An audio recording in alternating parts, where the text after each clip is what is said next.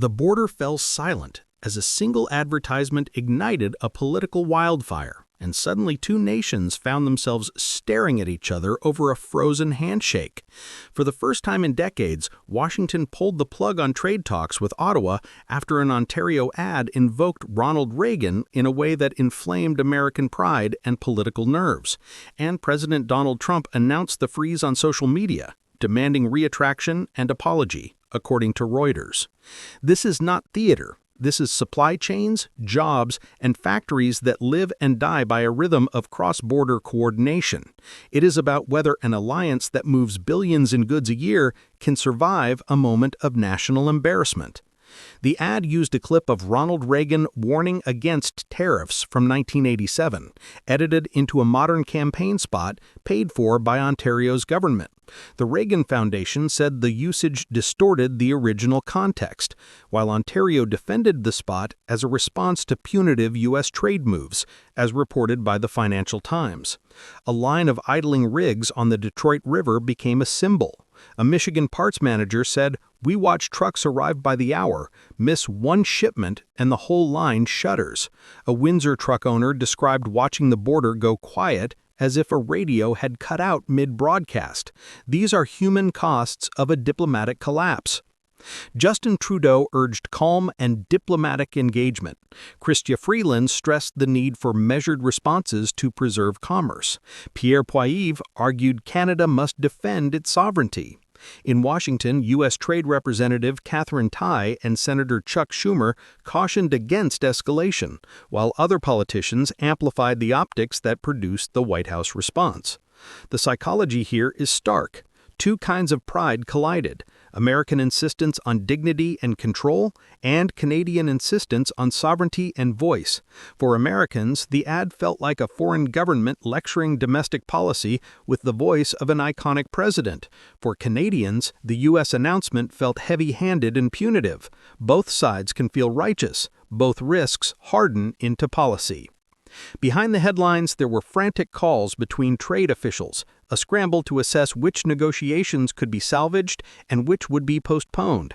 Ottawa considered pulling the ad to restart talks. Washington demanded clarity. Diplomacy became a test of face and consequence.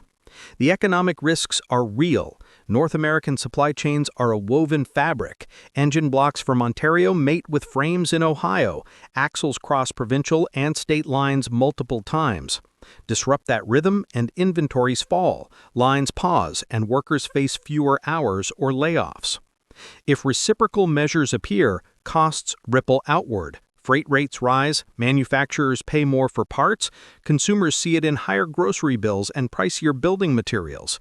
Financial markets blink, currencies wobble, commodity prices jitter, and insurers reassess risk for cross-border loads, as early coverage in Bloomberg and the Financial Times noted.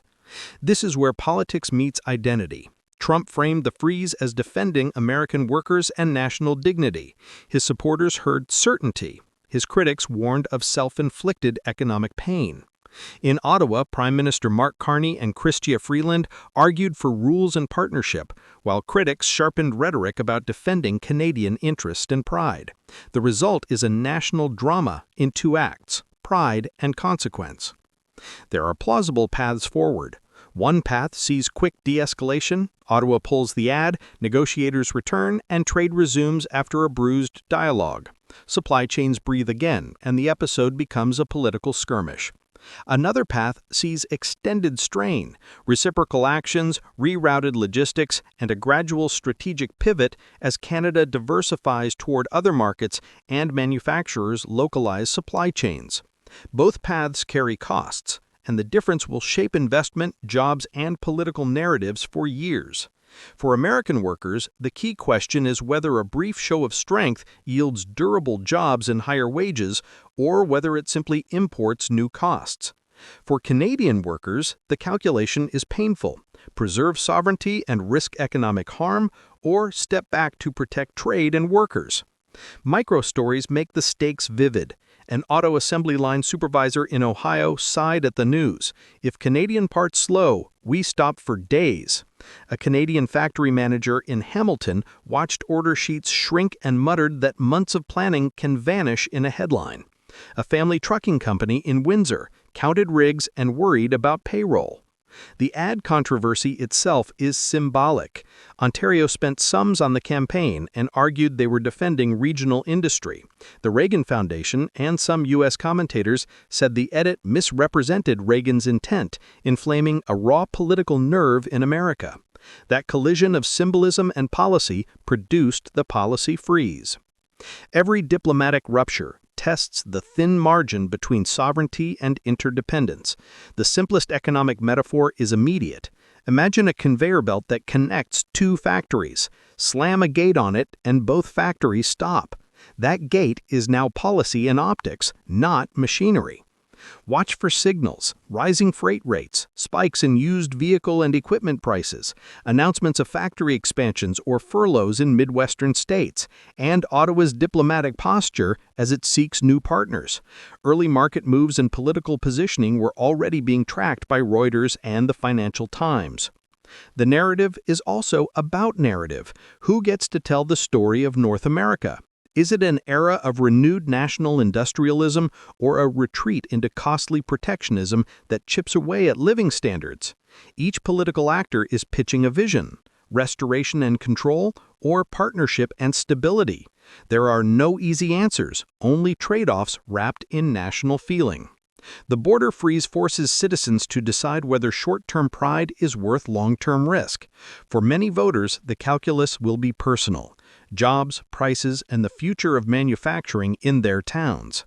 As ministers deliberate and negotiators work late into the night, remember that policy lives in daily routines: deliveries, factory shifts, school commutes. The human ledger will tell the real story. When the dust settles, companies will have chosen where to invest, and families will have felt the consequences in paychecks and prices. This moment will define not only trade policy, but the next decade of North American industry, investment patterns, and public trust in leadership. Which side went too far? The president asserting national pride, or the partner that pushed back with political theater? Tell us which you believe. Borderlines, broken, belief.